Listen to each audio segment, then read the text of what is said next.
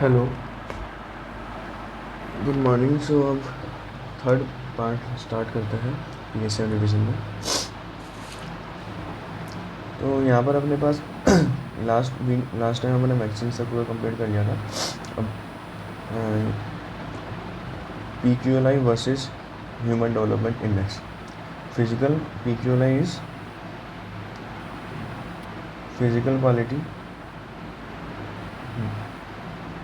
PQLI is physical quality of life index and HDI is human development index।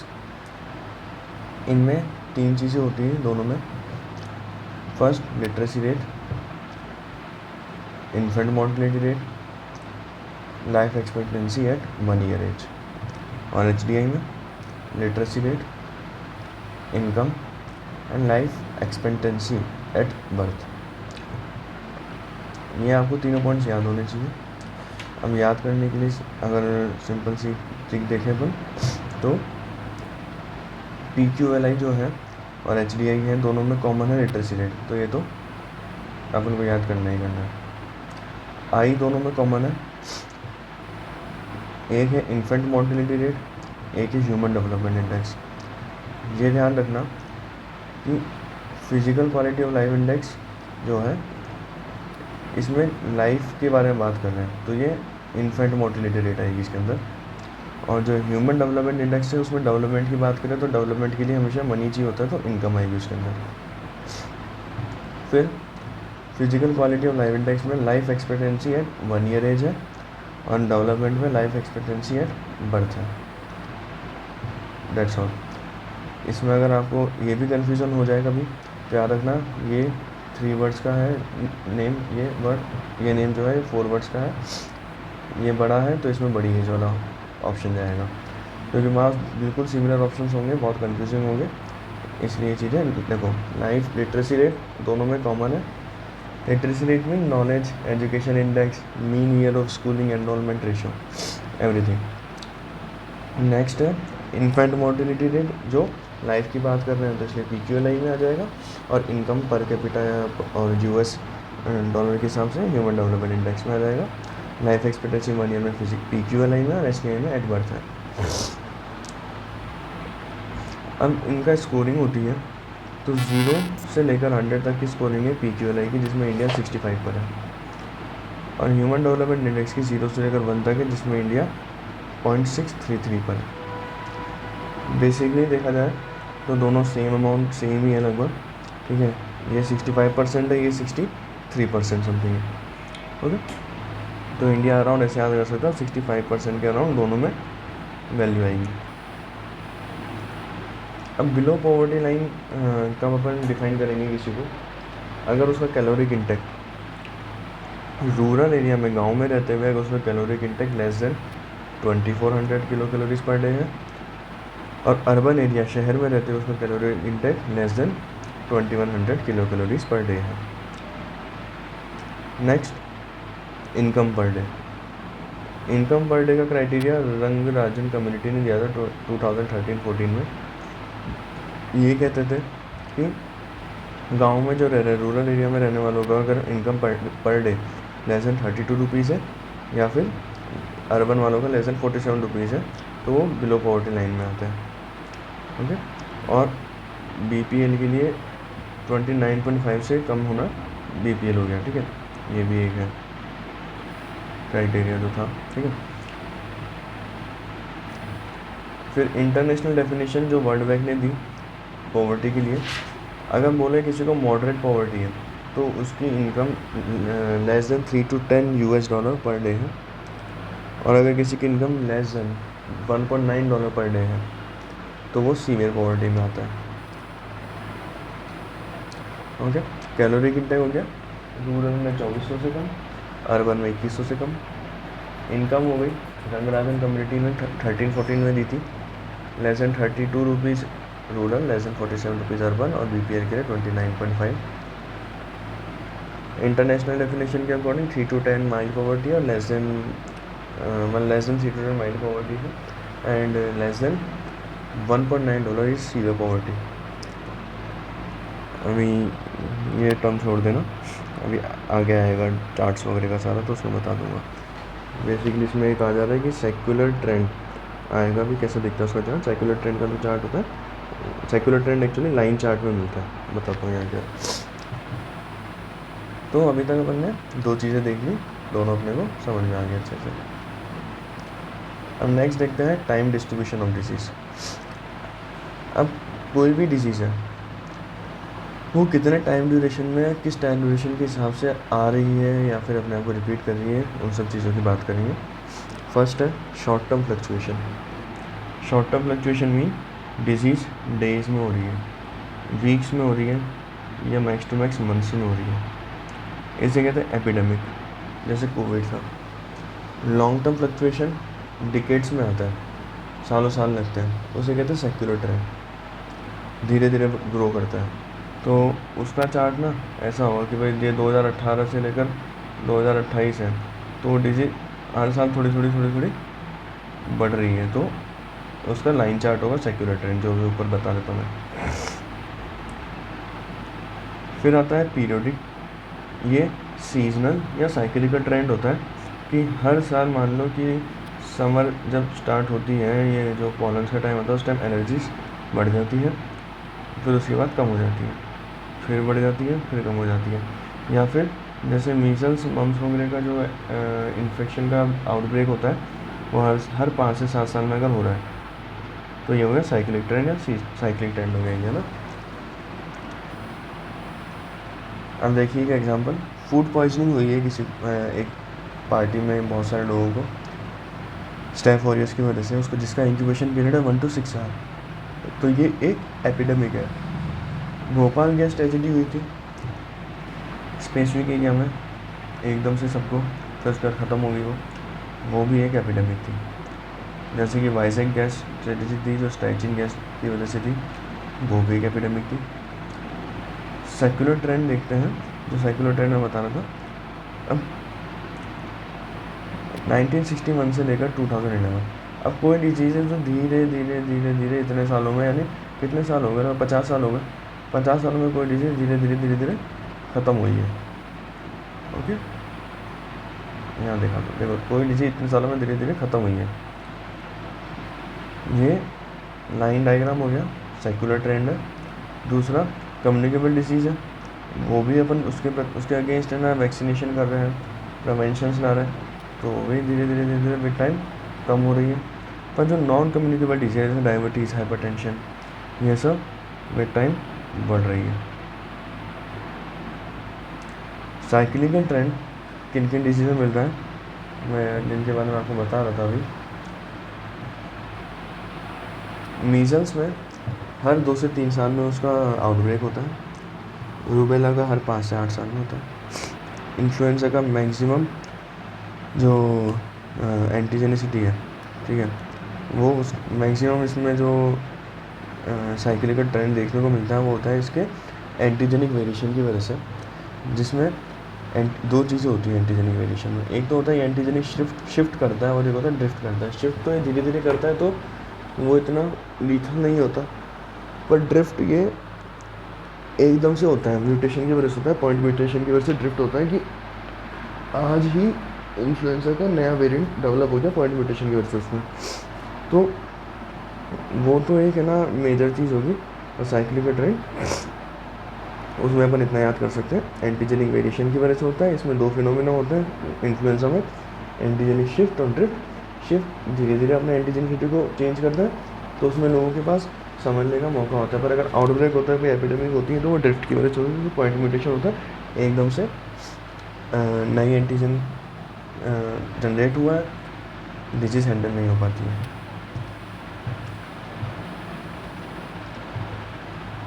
अब देखो type of epidemic, single exposure point source epidemic, कि एक बार ही exposure हो रहा है और एक ही सोर्स है एपिडेमिक का। जैसे कि भोपाल की स्ट्रेटजी थी, सिर्फ भोपाल में हुआ, एक प्लांट से हुआ, चेरनोबिल बना था। देखो इसको रिस्टार्ट करते हैं एपिडेमिक से। टाइप ऑफ एपिडेमिक की अपन बात कर रहे थे, single source, single exposure point source epidemic होता है। इस अब देखो इधर क्या होता है ना, क्या है कि एक ही सोर्स है और एक ही बार हो रहा है, एक साथ सारे केस आएंगे और ख़त्म। यहाँ पर एक्सपोजर हुआ है एक साथ सबको, भाई किसी को फूड पॉइजनिंग हुई या फिर उसके अलावा क्या होगा कि जैसे भोपाल गैस ट्रेजिडी हुई, चेरनोबिल ब्लास्ट हुआ था, वाइजैक ट्रेजिडी हुई थी, कि कोई ऐसे ट्रेजिडी हुई कोई, एक साथ केस आएंगे विद इन फ्यू आवर्स या डेज तक, सडन केस राइज होंगे, सडन डिक्रीज होंगे, ख़त्म का। ये होता है सिंगल एक्सपोजर पॉइंट सोर्स। इसका ग्राफ इस तरीके का आपको दिख जाता है। फिर है मल्टीपल एक्सपोजर पॉइंट सोर्स। क्या हुआ, इसका एग्जांपल ऐसे ले सकते हो कि HIV फैल रहा है from a commercial sex worker.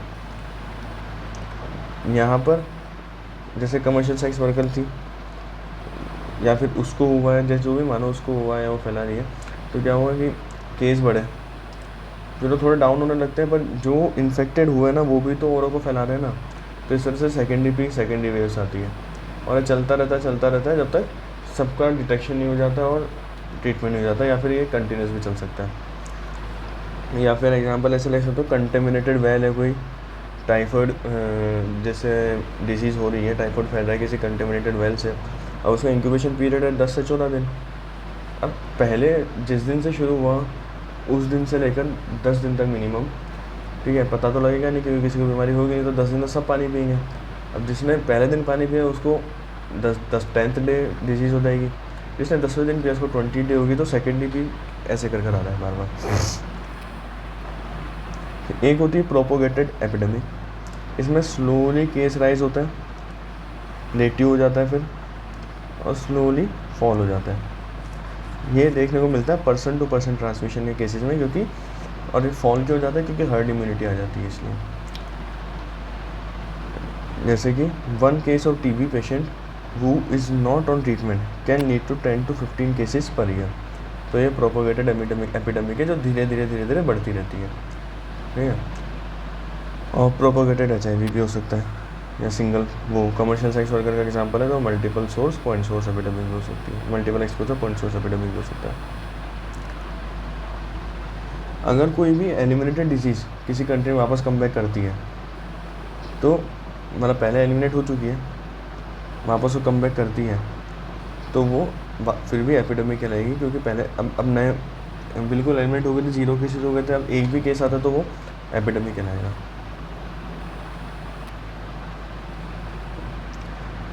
अब बात करते हैं एपिडेमिक, एंडेमिक, पेंडेमिक और स्पोरेडिक, इन सब डेफिनेशंस की। देखो एपिडेमिक क्या है, नंबर ऑफ केसेस क्लियरली एकदम से एक्सिस में आएंगे, जितने होने चाहिए थे उससे कहीं ज़्यादा आएंगे। अगर अपन है ना डेटा वाइज बात करें तो more than mean of +2 standard deviation होगा। +2 स्टैंडर्ड डिविएशन में अगर बात करें कि 100 केस आते थे ±20 हर बार, कि भाई 80 ±20 मीन्स 80 से 120 की रेंज तक केसेस होते हैं हर बार। पर अगर ये +2 स्टैंडर्ड डिविएशन इसका डबल करो यानी कि 40, तो अगर ये 60 से लेकर 140 तक भी आ रहा है तो भी समझ में आता है। पर अगर मान लो ये सीधे 200 हो गए तो this is called epidemic, okay. फिर आता है न्यू डिजीज़, भी एक एपिडेमिक होती है। First case of any new disease in a country is also an epidemic. और रिकरेंस होता है किसी इरेडिकेटेड डिजीज़ का कंट्री में, तो वो भी एपिडेमिक कहलाता है। एंडेमिक क्या है, endemic means there is a constant presence of a disease in community और at a specific location. For example जैसे कोविड महाराष्ट्र में था, HIV साउथ में है, स्वाइन फ्लू है, बर्ड फ्लू है और मंकी पॉक्स है। सॉरी नहीं चाहिए, नहीं है नहीं, वही मैं सोचा थोड़ा सा। पर वैसे HIV के और कोविड का में होता है कि कोविड जैसे महाराष्ट्र में ज़्यादा केसेस थे उस टाइम, HIV भी साउथ में ज़्यादा केसेस है, बट ठीक है वापस।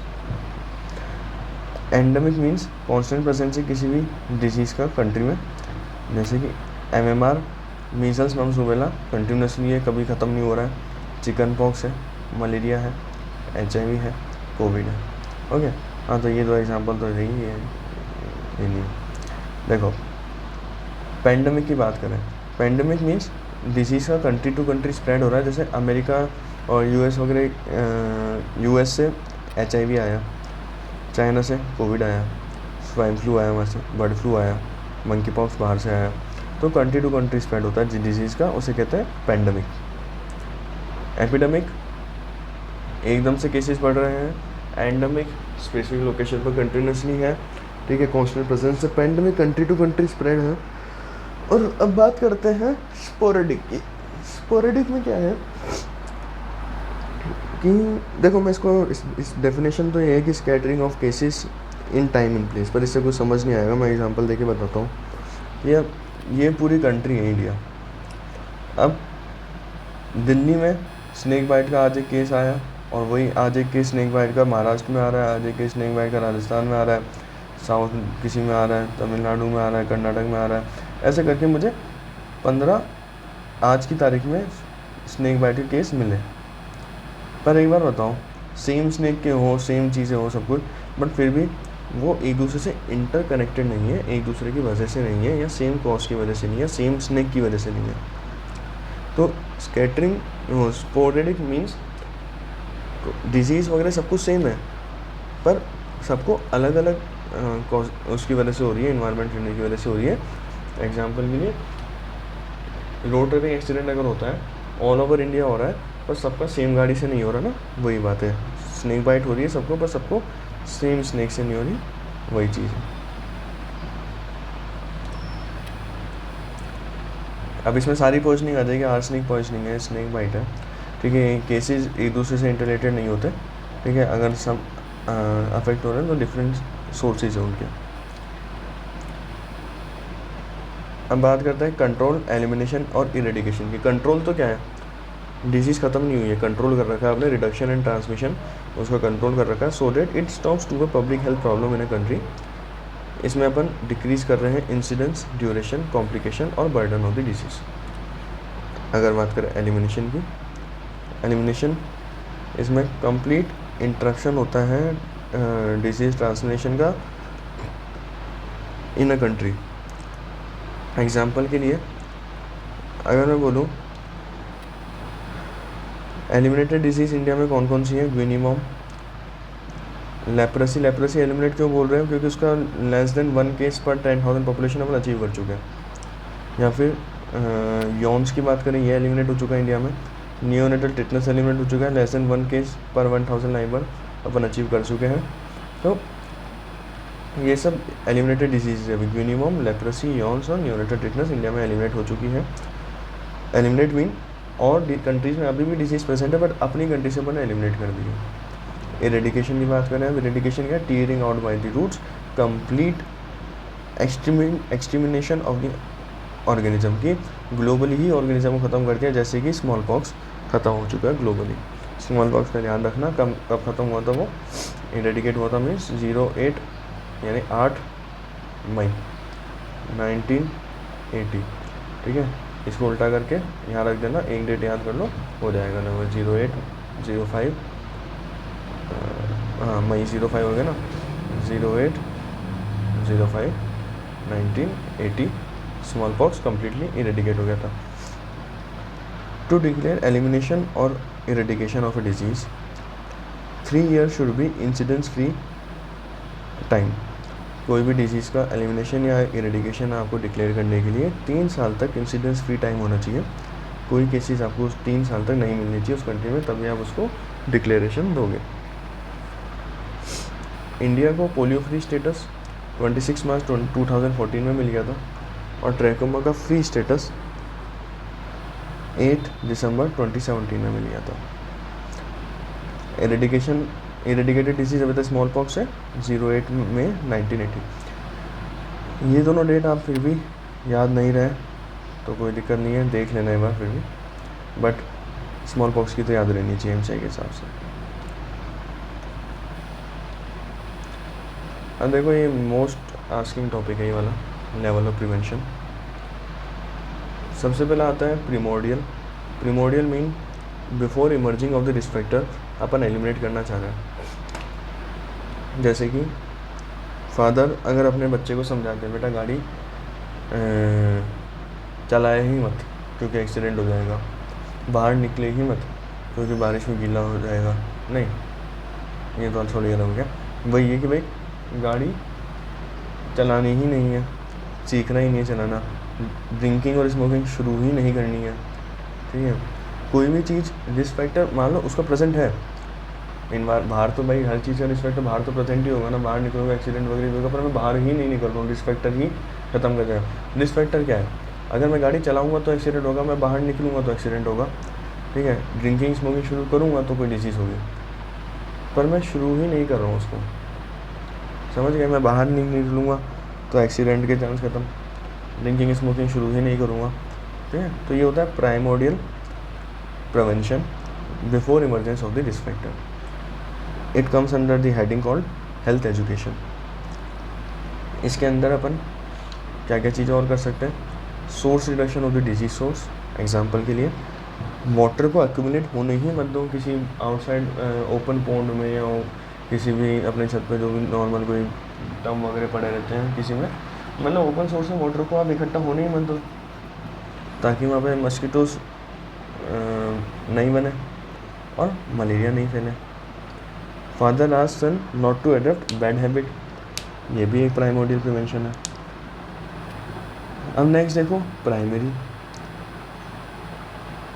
प्राइमरी में अपन बात करें रिस्क फैक्टर है, मीन्स वो बाहर गाड़ी चला रहा है, स्मोकिंग कर रहा है, अभी सिगरेट पी रहा है, दारू पी रहा है, रिस्क फैक्टर प्रेजेंट है, बट अभी तक डिजीज़ नहीं हुई है। अब आप उसको बोल रहे हो कोई रिस्क फैक्टर प्रेजेंट होते हुए उसके अंदर, पहले इन्वायरमेंट में था तो अपन बोल रहे थे उसको बनने ही मत दो रिस्क फैक्टर को, प्राइमोडियल। अब रिस्क फैक्टर उसके अंदर है, बंदा स्मोकिंग कर रहा है, गाड़ी चला रहा है, अल्कोहल पी रहा है, अब बोल रहे हैं उसको अपन कि छोड़ दें ये सब चीज़ें, गलत है। तो पहला तो अपन ने जो देखा था प्राइमोडियल, उसमें तो था हेल्थ एजुकेशन। इसके अंदर आता है हेल्थ प्रमोशन कि father asked son to leave bad habit to dry, ठीक है, टू लीव है बैड हैबिट लाइक स्मोकिंग वगैरह, ये लीव करना है क्योंकि वो स्टार्ट कर चुका है, तो हमें लीव करना, तो वो हेल्थ प्रमोशन में आ जाएगा। अब बात करते हैं स्पेसिफिक प्रोटेक्शन की। स्पेसिफिक प्रोटेक्शन में क्या है, जैसे कि देखो स्मोकिंग एल्कोहल का कोई एग्जांपल नहीं दे सकते कि भाई ठीक है स्मोकिंग एल्कोहल करो, इस चीज़ के साथ करो तो तुम्हें कोई दिक्कत नहीं होगी, ठीक है। पर अपन गाड़ी चला रहा है तो हेलमेट लगा ले भाई, कार चला रहे तो सीट बेल्ट पहन ले, बाहर इन्फेक्शन है, ठीक है, बाहर नहीं जाना कोई ऑप्शन नहीं है, पर वैक्सीनेशन करा लो। प्रेगनेंसी के दौरान न्यूरोटिव डिफेक्ट होने के चांसेस होते हैं, इसका ये मतलब नहीं है कि रिस्क फैक्टर है तो आप प्रेगनेंट ही नहीं हो। फॉलिक एसिड ले लो, ओरल कॉन्ट्रासेप्टिव्स ले लो, ठीक है, अगर प्रेगनेंसी का रिस्क है तो। इसका मतलब ये थोड़ी है कि आप अगर सेक्स ही नहीं कर रहे हो, ठीक है, तो वो प्राइमोडियल में आ गया। पर अगर प्रोटेक्शन यूज़ कर रहे हो तो स्पेसिफिक मतलब अगर आप वही कॉन्ट्रासेप्टिव यूज़ कर रहे हो तो वो स्पेसिफिक प्रोटेक्शन में आ जाएगा। जैसे OCP ले रहे हो, IUD स्टेरिलाइजेशन करा लिया, कॉन्डम से यूज़ कर रहे हैं। Son leaving the bad habit on advice of the father, ये स्पेसिफिक प्रोटेक्शन है। फादर एडवाइस दे रहा है वो हेल्थ प्रमोशन है, अपन डॉक्टर एडवाइस दे रहे हैं अपन, वो हेल्थ प्रमोशन है। पर सन अगर एडवाइस अपनी मान के या पेशेंट अपनी एडवाइस मान के कोई चीज़ कर रहा है तो वो स्पेसिफिक प्रोटेक्शन है, ओके।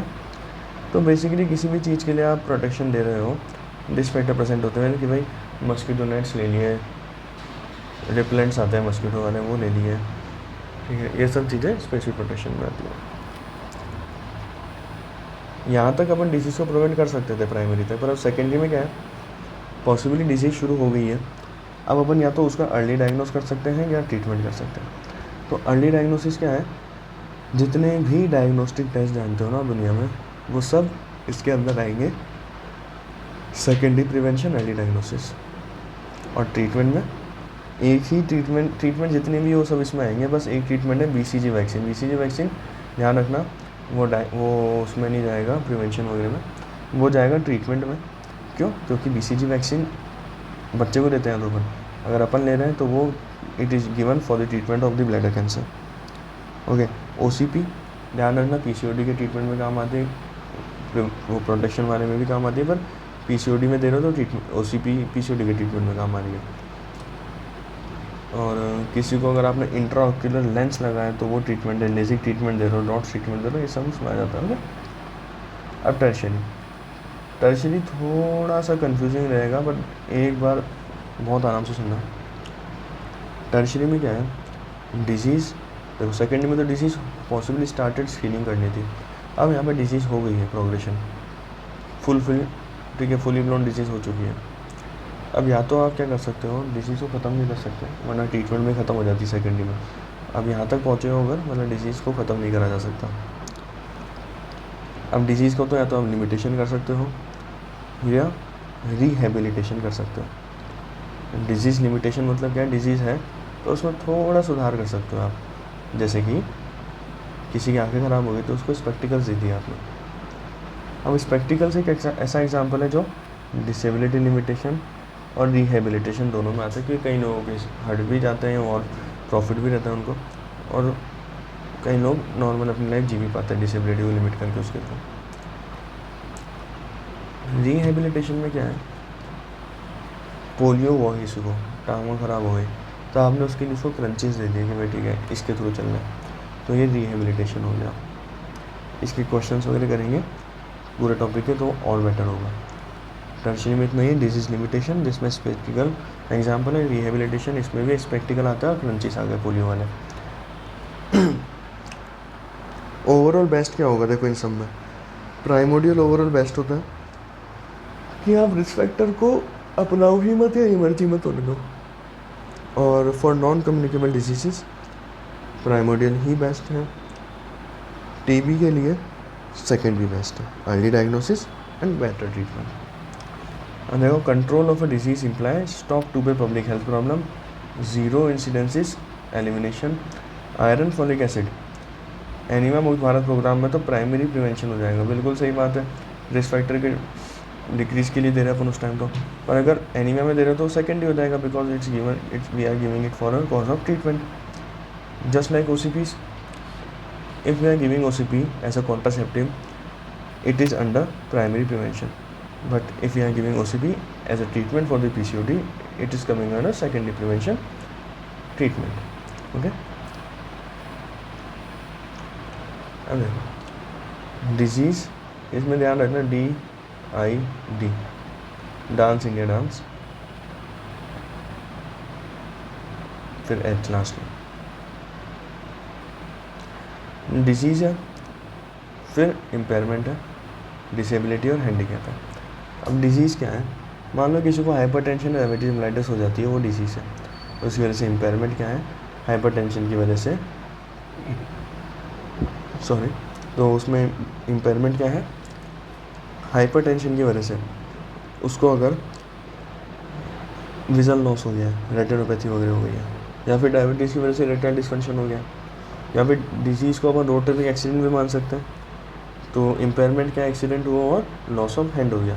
तो impairment is any loss of the anatomical function, physiological function और साइकोलॉजिकल फंक्शन इज़ इम्पेयरमेंट।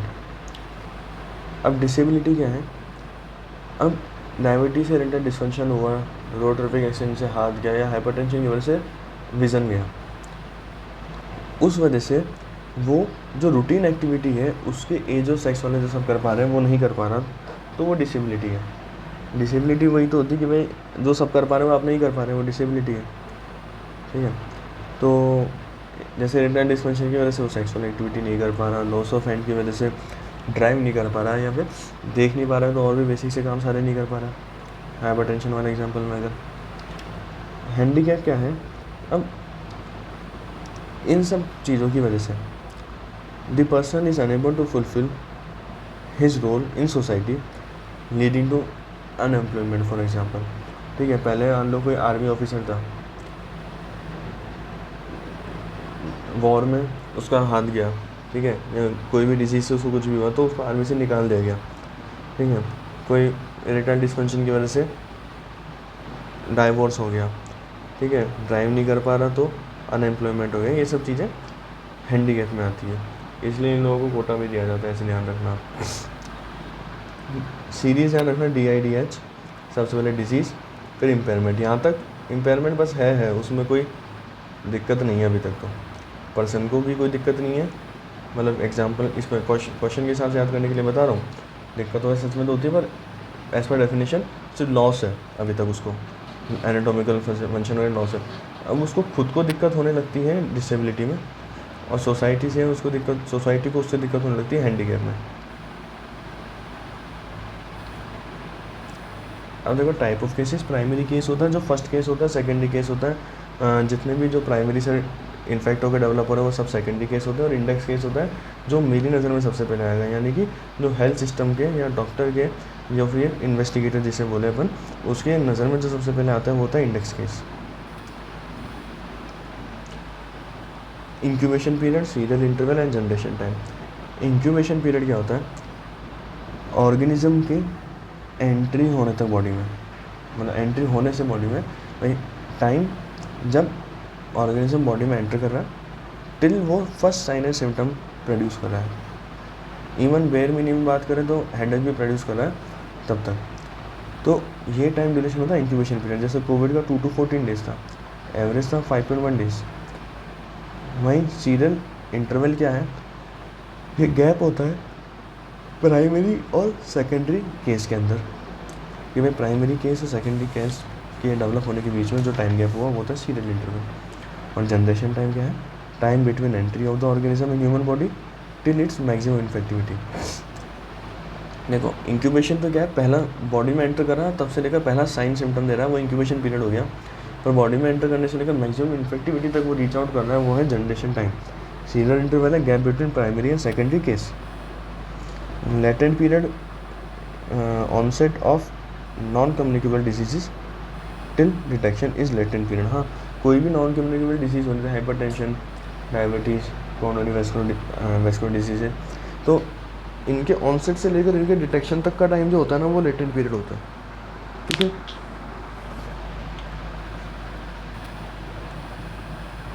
अब देखते हैं टाइप ऑफ कैरियर्स। एक होता है कॉन्टैक्ट कैरियर। ये एक ऐसा कैरियर होता है वो जो कि एक रियल केस से डेवलप हुआ होता है। किसी को इन्फ्लुएंजा इन्फेक्शन है, ठीक है, ये ए है, ये बी है। ए को इन्फेक्शन है, इसने डायरेक्टली बी को जब करा तो ये तो हो गया कॉन्टैक्ट कैरियर। पैराडॉक्सिकल कैरियर क्या है? अ कैरियर वो डेवलप्स फ्रॉम अनदर कैरियर। अब बी ने, बी को डिजीज़ नहीं है पर उसने सी को फिर भी डिजीज़ कर दी, मतलब डिजीज़ का सॉरी कैरियर बना दिया उसको। ठीक है, एक स्टार साइन अपन कैरियर के लिए लेते हैं, प्लस साइन डिजीज़ के लिए लेते हैं, नेगेटिव डिजीज़ अभी भी नहीं है। वहाँ पर देखो ए को डिजीज़ है, ए से डिजीज़ हुई बी को, सॉरी रिपीट, ए को डिजीज़ है, ए ने बी को डिजीज़ पास करी, अभी बी कैरियर है। ठीक है, तो कैरियर वो develop from a case is a contact carrier, ये कॉन्टैक्ट कैरियर हो गया, ये अलग केस। अब अगर कैरियर से कैरियर को डिजीज़ ट्रांसमिट हो रही है, अभी भी वो कैरियर ही सी अभी कैरियर ही है पर उसने ट्रांसमिशन कर दिया, तो पैराडॉक्सिकल कैरियर है। क्रॉनिक कैरियर क्या है? अब अगर जो है सी है, ठीक है, चलो बी की बात करते हैं। बी है ना, डिजीज़ तो हो नहीं रही उसको 6 मंथ्स तक भी, पर पूरे 6 मंथ में ना उसने बहुत सारे लोगों को डिजीज़ ट्रांसमिट कर दिया। अब उनमें कोई डिजीज़ डिजीज़ डेवलप कर भी सकता है, कोई कैरियर भी रह सकता है, पर उसने बहुत सारे लोगों को ट्रांसमिट करा है एज अ कैरियर। खुद को डिजीज़ नहीं हुई पर वो एज अ कैरियर ट्रांसमिट करा है, तो ये होता है क्रॉनिक कैरियर। फिर आता है इंक्यूबेटरी कैरियर। इंक्यूबेटरी कैरियर एक ऐसा कैरियर है जो ऑर्गेनिज्म को शेड कर रहा है इवन इंक्यूबेशन पीरियड में भी। इंक्यूबेशन पीरियड में मैंने बताया, ठीक है, कि एंट्री से लेकर फर्स्ट सिम्टम तक भी, ठीक है, जो टाइम होता है वो इंक्यूबेशन पीरियड होता है। तो इंक्यूबेटरी कैरियर सिंपल डेफिनेशन हो गया। कॉन्वेलसेंट कैरियर, कॉन्वेलसेंट कैरियर वो है, अब मान लो ये ए है, ए ठीक हो गया, अब रिकवरी फेज़ में भी है ना ये, ठीक है, ए ठीक हो गया, रिकवरी फेज़ में भी ये अगर डी को बीमारी कर देता है तो this is called as convalescent carrier. और फिर सूडो कैरियर है, ये जो अपना सी था ये पूरा ठीक हो गया, ठीक है, और अब अगर आगे जाकर ये तो pseudo carrier, a carrier of a violent organism, कोई भी कैरियर जो अवायलेंट ऑर्गेनिज्म का होता है कैरियर, उसको सूडो कैरियर बोलते हैं।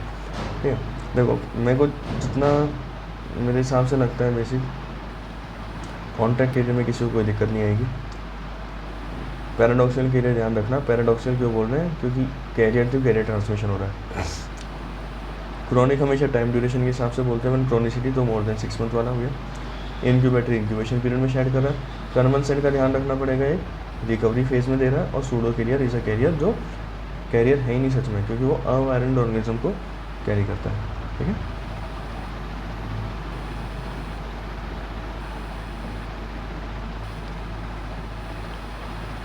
अब देखो तो हम बात करते हैं फेमस आइसबर्ग फिनोमेना के बारे में। ये यहाँ तक पूरा नीचे पानी भरा हुआ है, ये आइसबर्ग है। तो आइसबर्ग का टिप तो है ना, वो होता है जो केसेस मुझे एज ए क्लिनिशियन दिख रहे हैं, डायग्नोसिस जिनका मैं बना रहा हूँ या डायग्नोसिस हो चुका है। तो टिप तो जो होता है, या तो मैं उनका डायग्नोसिस बना रहा हूँ या ट्रीटमेंट फेज में चले गए, केस कन्फर्म हो गया, तो उनका तो मुझे सेकेंडरी प्रिवेंशन करना है। जो हिडन है जैसे कि कैरियर है, सेकेंडरी प्रिवेंशन में स्पेसिफिक ट्रीटमेंट, ठीक है, ट्रीटमेंट देना बेसिकली।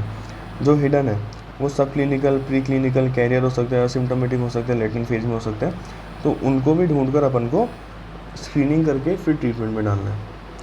तो क्लिनिशियन के पास तो टिप वाले होते हैं, पर एज ए एपिडर्मोलॉजिस्ट जो अंदर वाले केसेस होते हैं वो आपको ढूंढ के लाने होते हैं। ओके, ये जो बीच में लाइन है, ठीक है, it is called line of demarcation. ये एपरेंट एंड इनएपरेंट इन्फेक्शंस के बीच में होती है। जो इन्फेक्टेड है, इन्फेक्शन शो कर रहे हैं अभी, और जो नहीं कर रहे हैं उनके बीच की लाइन होती है। बेस्ट आइसबर्ग फिनोमिना है ना जो, वो HIV, डायबिटीज़ मेलाइटिस और TB में देखने को मिलता है। और एक इसमें अगर ध्यान रखना चाहो, बेस्ट आइसबर्ग फिनोमिना है हाईएस्ट नंबर ऑफ कैरियर, यानी कि देखो बेस्ट आइसबर्ग फिनोमिना मीन जितना बड़ा आइसबर्ग हो, और आइसबर्ग तो ज़्यादा बड़ा पानी के अंदर ही होता है, तो सबसे ज़्यादा जो कैरियर्स होते हैं वो होते हैं डायबिटीज़, TB, HIV, DTH याद रखना, डिश आती है ना DTH डिश, तो diabetes, TB, HIV, DTH। No iceberg phenomena is seen in measles, rubella, rabies, tetanus, pertussis, क्योंकि अगर इनका इन्फेक्शन होता है तो फटाफट डिजीज़ शो कर देते हैं। रेबीज वाला तो मर ही जाता है, टिटनस वाला मर जाता है, पर्ट्यूसिस वाला वो बार्किंग कफ वगैरह, रूबेला का भी फैटल है, मीजल्स भी है। Okay,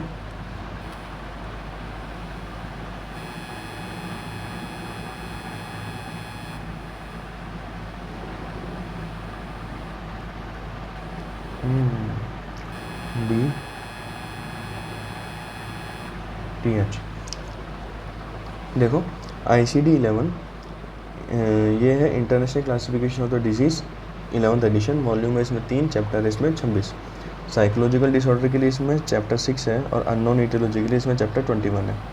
okay, ICD-11 international classification of disease 11th edition, volume 3, chapter 26। Psychological disorder के लिए इसमें चैप्टर 6 है, और अननोन ईटियोलॉजी के लिए चैप्टर 21 है।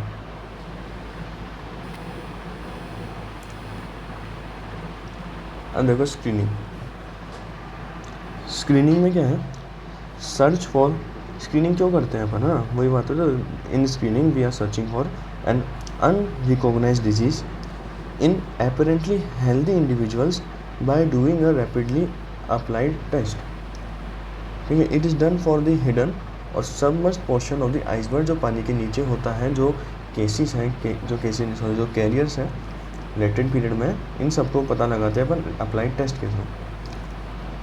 ये टेस्ट दो तरीके के हो सकते हैं, प्रिस्क्रिप्टिव, प्रोस्पेक्टिव। प्रिस्क्रिप्टिव वो है जो अपन खुद के बेनिफिट के लिए करते हैं, यानी कि पेप्समेयर हो गया, रैंडम ब्लड शुगर हो गया, HIV की स्क्रीनिंग होगी, पर्सन खुद के प्रॉफिट के लिए कराता है। और प्रोस्पेक्टिव वो है जो अपन आगे तक की सोचे करवाते हैं, यानी कि फ्यूचर तक की सोचे कराते हैं, समाज की सोचे कराते हैं। ठीक है, it is done for others benefit more than persons own benefit.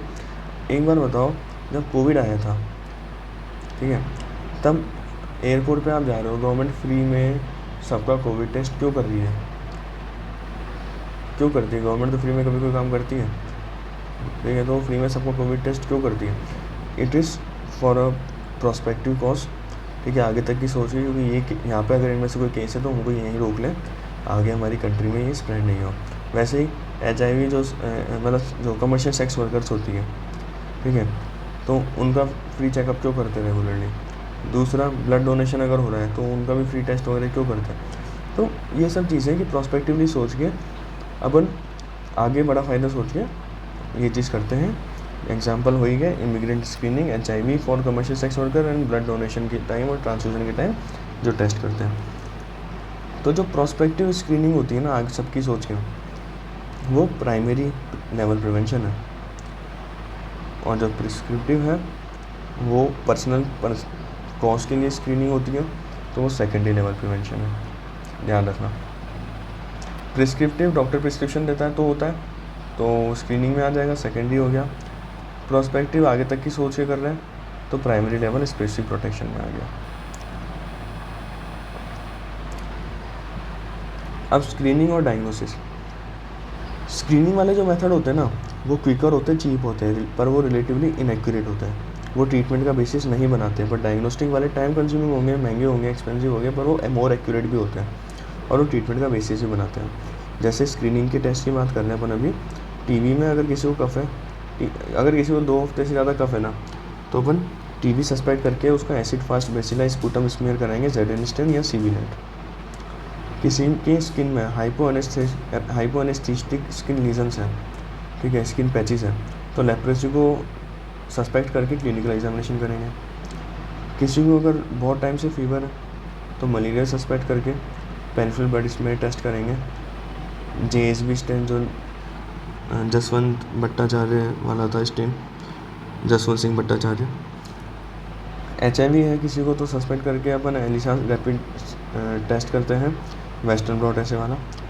Women है, मेमोग्राफी करते हैं उसमें रेगुलरली मोर देन 30 से 35 से 40 साल में, और अगर यंग है तो उसमें MRI करते हैं, यहाँ ब्रेस्ट सेल्फ एग्जामिनेशन भी ऑप्शन है, ठीक है।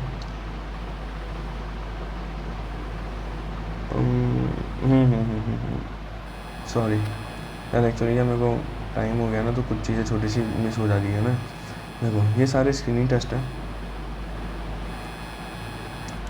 फिर उनका कन्फर्मेटरी ये सब है।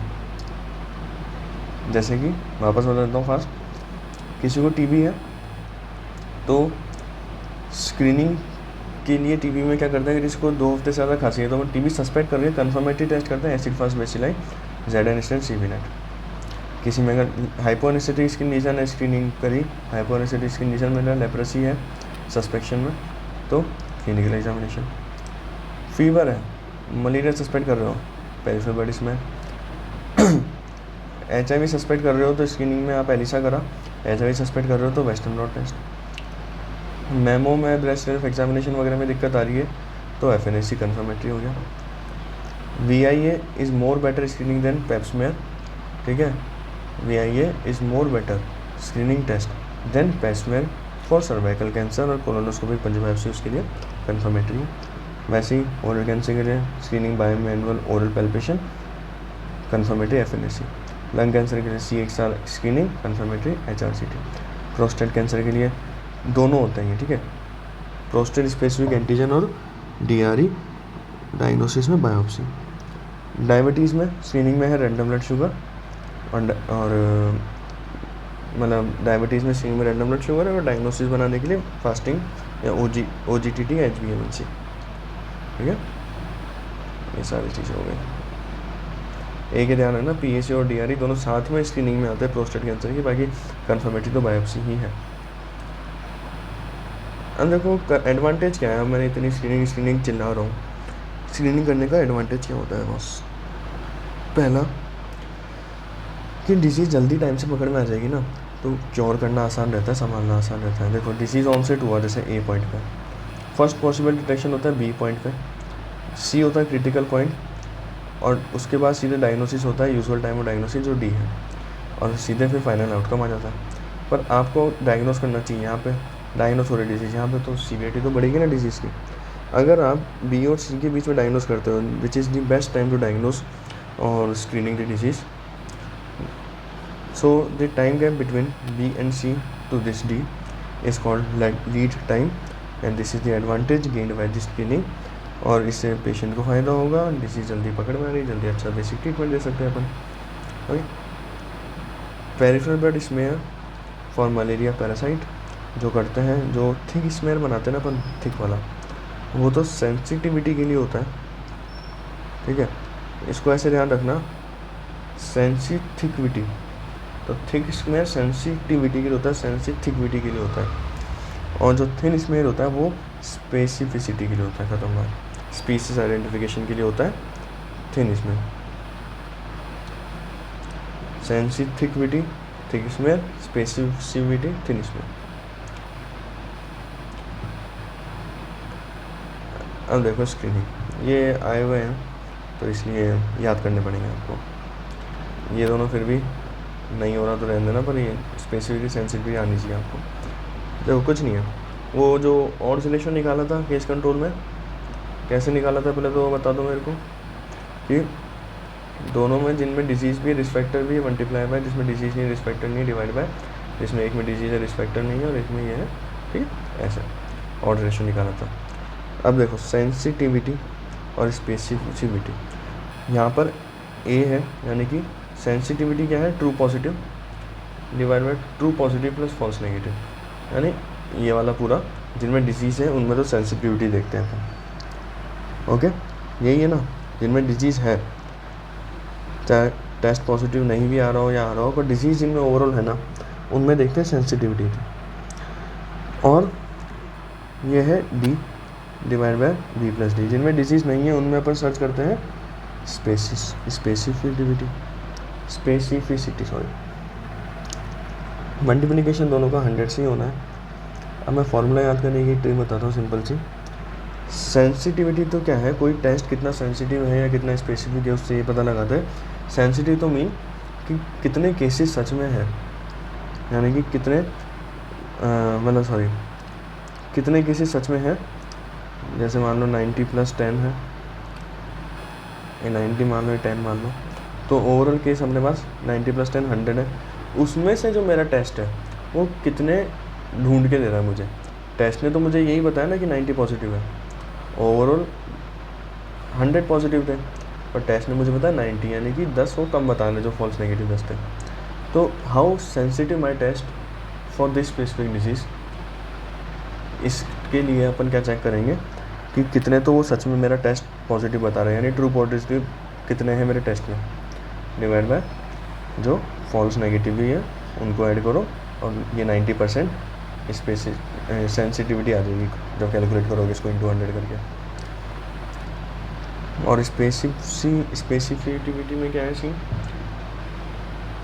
मेरे टेस्ट ना कितने जो ट्रू नेगेटिव है, ठीक है, वो सच के कितने मेरे को बता के दे रहा है। देखो ट्रू नेगेटिव एग्जांपल के लिए मेरे पास यहाँ 80 है, पर उसने जो फॉल्स पॉजिटिव बताया वो 20 बताया, ठीक है। तो 80 + 20, इसको 100 से मल्टीप्लाई करोगे 80% आ जाएगा। तो स्पेसिफिक मेरा टेस्ट है 80%, यानी कि 80% वो बोल रहा है कि इनको डिजीज़ नहीं है ना, जिनको 80% लोग जिनको बता रहा है कि डिजीज़ नहीं है उनको सच में डिजीज़ नहीं है, और 90% लोग जिनको बता रहा है डिजीज़ है उनको सच में डिजीज़ है।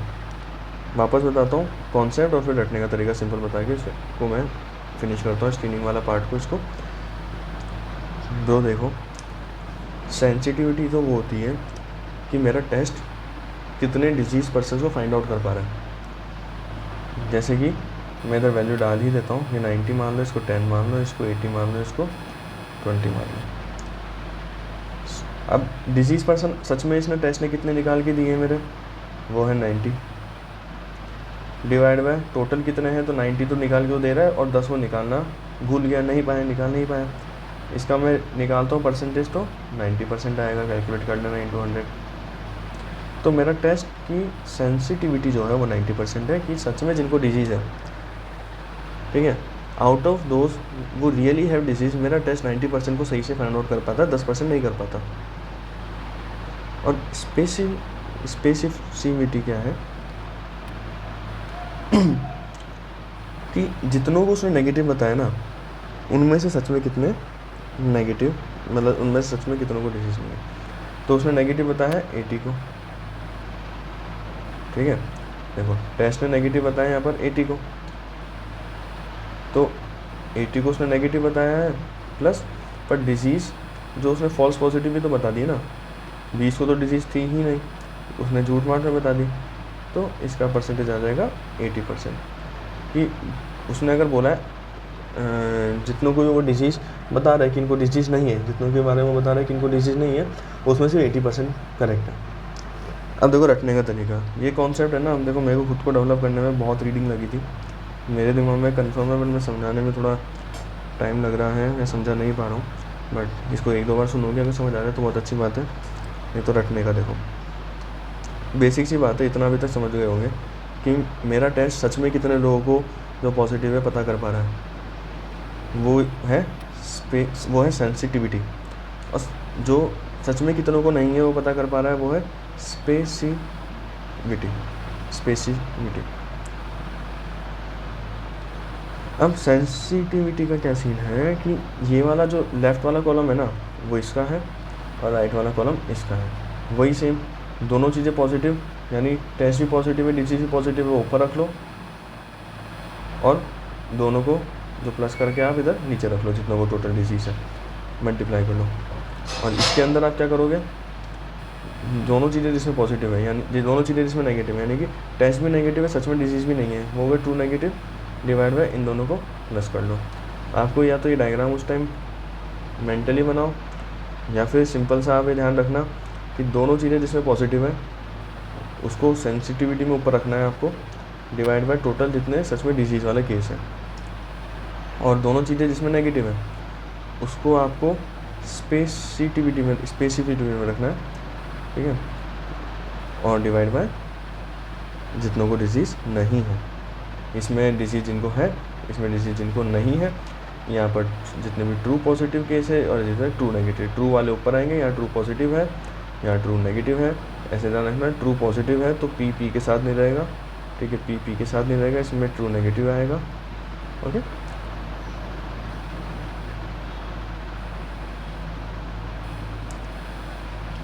एक ये है positive predictive value, negative predictive value, okay, ये वैसे आता नहीं है अपने, ठीक है, देख लो, ट्रू पॉजिटिव, ठीक है, इस अभी तो अपन ने देखा सेंसिटिविटी, स्पेसिफिसिटी, और पॉजिटिव प्रेडिक्टिव वैल्यू में क्या है, ये पॉजिटिव है, देखो नाम में ही क्या है, पॉजिटिव लिखा है ना, ठीक है, तो टेस्ट किस में पॉजिटिव है, इस लाइन में, और नेगेटिव यानी टेस्ट किस में नेगेटिव है, इस लाइन में, तो इसको ए को ऊपर रखो बाय ए प्लस बी इंटू 100, ये पॉजिटिव हो गया, नेगेटिव वाले से टेस्ट नेगेटिव जिनमें नीचे है उनमें क्या करना है आपको, डी को ऊपर रखो, सी प्लस डी, सिंपल।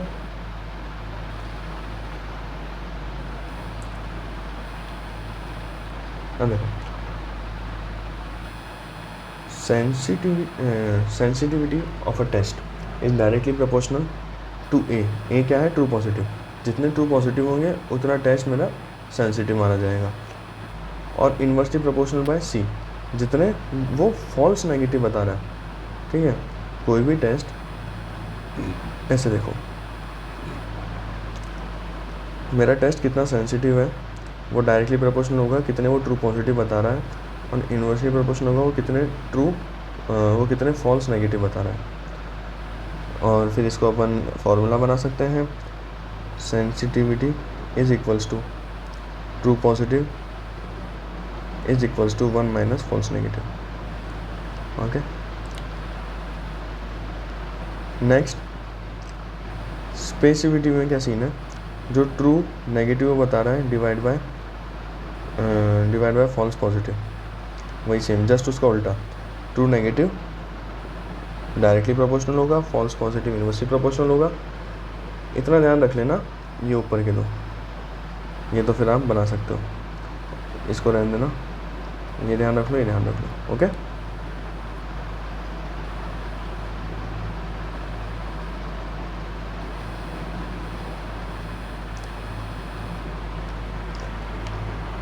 अब देखो यूज़फुलनेस क्या है स्क्रीनिंग टेस्ट का, अगर वही पूछे स्क्रीनिंग टेस्ट का यूज़फुलनेस क्या है, वो अपन को सेंसिटिविटी के बारे में बताता है, ये उसकी यूज़फुलनेस है।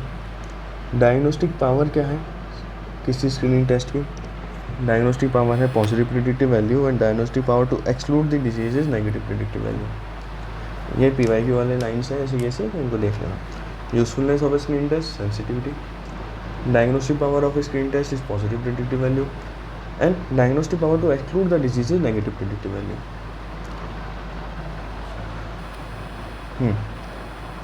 अब डेमोग्राफी नेक्स्ट वीडियो में रखूँगा मैं।